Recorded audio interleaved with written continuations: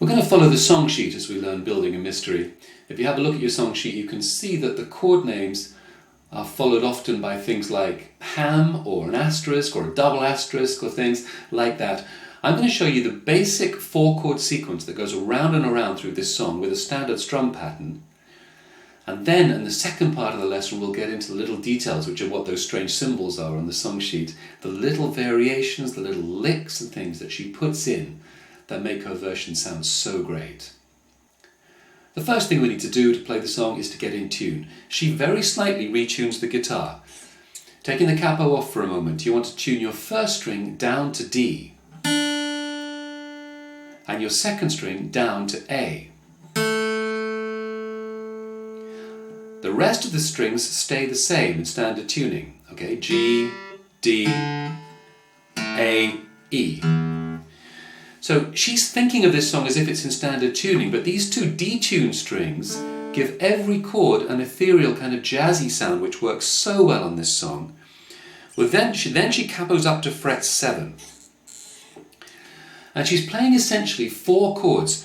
I've given the names as standard chord names on the song sheet. The actual names, because of the detuning, are shown on the tab, but it's not important what the actual names are. We've got an E minor chord that you'll play as an E minor.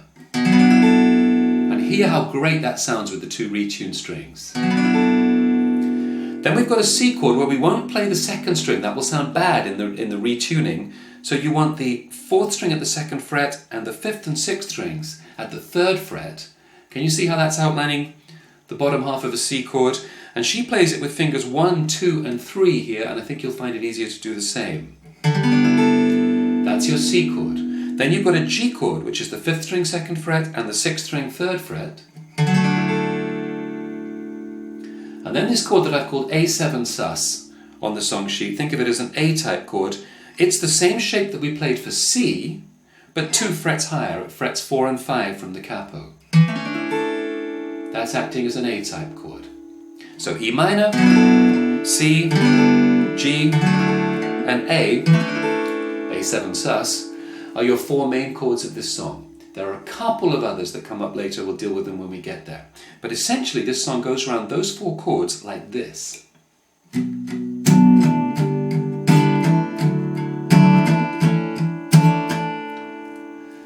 That's going to be the standard pattern for the song that everything else will be a variation of. So let's get this down first. Make your A minor chord.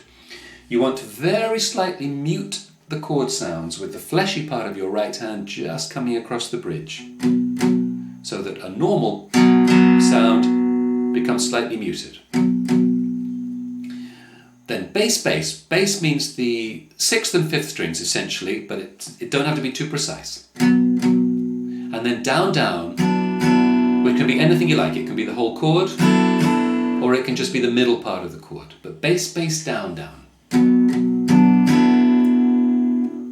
1 and 2 and. Now your C chord, same thing. Notice it's the bass that's being muted, the down strum not so much. G and A7 sus.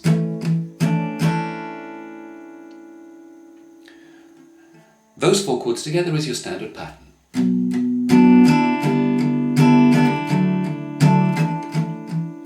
You come out at night, that's when the energy comes.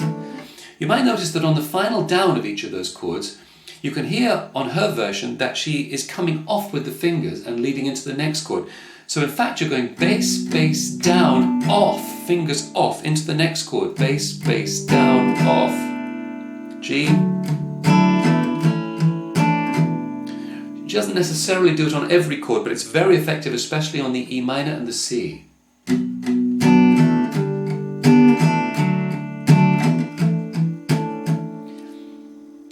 Yeah, so that's your verse. You come out at night,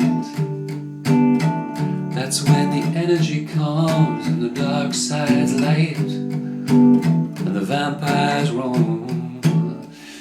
Alright. Now, the chorus is exactly the same. 'Cause you're working, building a mystery, holding on, holding it in. Yeah, you're working. You see, it's just the same thing. Now, That would make it very simple, and indeed you can play the song like that. But she's doing a lot more than just that. And in the second half of this lesson, we're going to get into the little nuances of what she's actually playing.